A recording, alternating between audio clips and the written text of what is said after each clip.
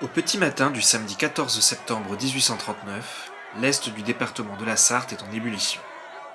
Des charrettes de blé sont arrêtées dans plusieurs communes sur la route qui mène à Paris.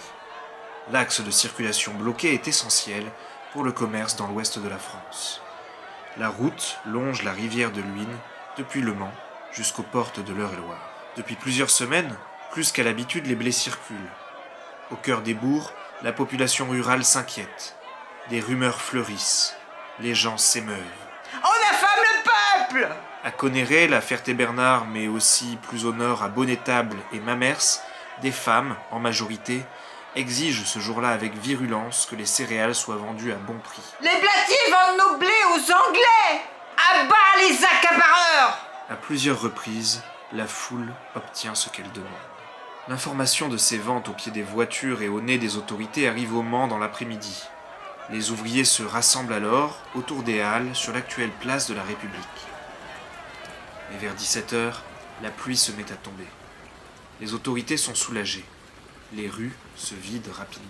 Le lendemain, dimanche 15 septembre 1839, au fil de la journée, des ouvriers manceaux sont à nouveau rassemblés sur la place. Des voitures de blé sont arrêtées.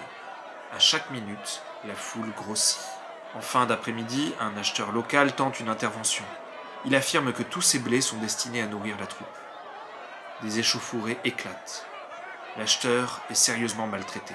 On pendra le marchand de blé! À mort! À mort! Il nous le faut!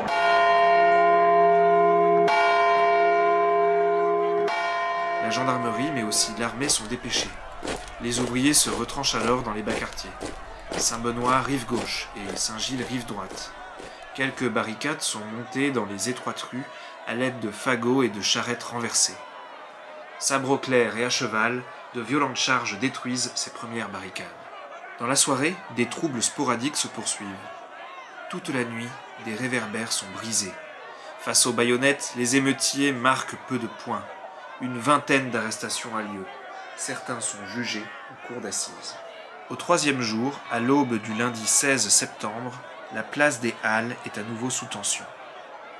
Tout le monde est rassemblé dans les cabarets. La garde nationale est mobilisée pour assurer l'ordre. Le tumulte démarre vers 9h. Une barricade est construite sur le pont Napoléon, aujourd'hui Gambetta. Juste à côté, le chantier du nouveau port offre de précieux matériaux pour se barricader. À ce moment, il n'est plus question de blé. Deux revendications sont scandées. Liberté pour les prisonniers faits de la veille! Et les hussards dans leur caserne!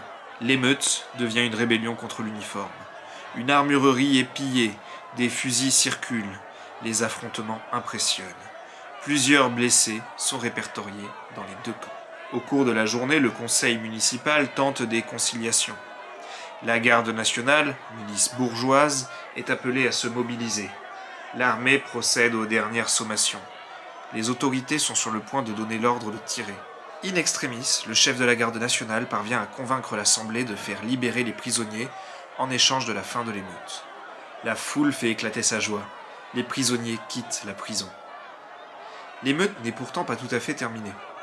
On accompagne sous une pluie d'invectives et de pierres le retrait du régiment de hussards, jusque dans ses quartiers, place de la Mission, à l'est de la ville, à proximité de l'actuelle place Washington. En même temps, les gens de la barricade Napoléon partent vers le sud. Ils longent la rivière de la Sarthe pour atteindre un moulin aux Bouches de l'Huisne, près du Gué-Molny. La mécanique est brisée, les outils jetés à l'eau. La nuit reste agitée, mais le lendemain, plus rien. Un régiment d'un autre département est arrivé avec son artillerie.